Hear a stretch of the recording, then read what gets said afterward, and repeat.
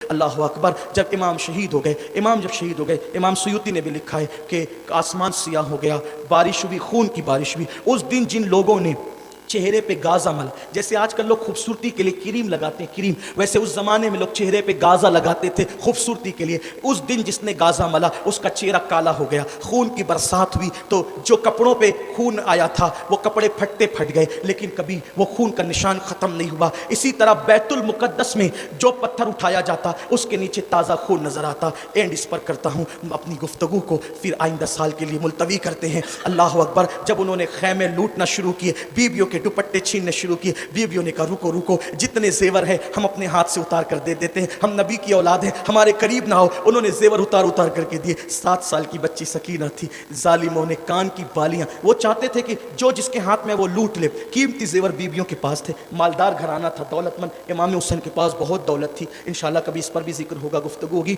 زیورات میں زیورات تھے بیویوں کے وجود پہ، تو وہ چاہتے تھے جلدی جلدی سب لے لے. سرکار سکینہ کے کان میں بالیاں تھیں، بالی اتاری نہیں، ایسی نوچی کہ سکینہ کی بالیاں کٹ گئی. سکینہ کو ایسا لگا انہوں نے مجھے پہچانا نہیں ہے، مجھے شاید اس گھر کی خادمہ سمجھ کر، شاید ایسا سوچا ہوگا کہ مجھے خادمہ سمجھ کر اس طرح نوچ لیا ہے. تو انہوں نے کہا کہ میں اپنا تعارف کرا دوں تاکہ یہ میرے ساتھ یہ سلوک نہ کرے. تو جو بالیاں کھینچا تھا، خون کی پھواریں نکل رہی تھی، تو کہا کہ میں حسین کی بیٹی، نبی کی اولاد ہوں، میرے ساتھ ایسا نہ کرو. اتنا سن کر تو ان کو لرز جانا چاہیے تھا، لیکن اتنا سنا سکینہ کے چہرے پہ تماچے مارنے شروع کی. کہا کہ اب بھی تمہارا نسب کا غرور نہیں گیا،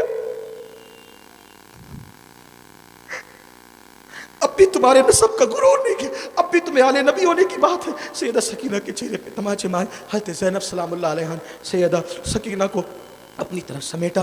خیمے جل گئے، بیویوں کو باہر کر دیا گیا. جن کے سر کے دوپٹوں کو کبھی چاند و سورج نے بھی نہیں دیکھا تھا، جن کے سر کے دوپٹوں کو کبھی اجنبی مردوں نے نہیں دیکھا تھا، ان کو بغیر دوپٹے کے کر دیا گیا. خیمے جل گئے تھے.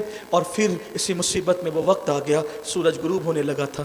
بی بی زینب نے کہا اے نبی کے گھر کی عورتوں، نماز کا ٹائم نہ چلا جائے، عصر کا سورج غروب ہو رہا ہے. نانا کا فرمان ہے کہ جو عصر جان بوجھ کے چھوڑ دیتا ہے اس کے اعمال ضائع کر دیے جاتے ہیں. بہت رو چکی ہو، بہت رونا ہے، نماز عصر پڑھ لو. اگر عصر نہیں پڑھو گی تو مجھے ڈر لگتا ہے کہ کہیں قربانیاں جو تم نے کربلا میں دی ہیں وہ ضائع نہ ہو جائے. اس وقت بھی ان بیویوں نے عصر کی نماز ترک نہیں کی. میری قوم کے جوانوں، میری بہنوں، میرے بھائیوں، آج کربلا والوں کی قربانیوں کا واسطہ دے کے کہتا ہوں، عہد کر لو، جنہوں نے اس مصیبت میں بھی نماز نہیں چھوڑا، آپ بھی نماز نہیں چھوڑو گے، گناہوں سے بچو گے. اللہ تعالیٰ ہم سب کو توفیق عطا فرمائے.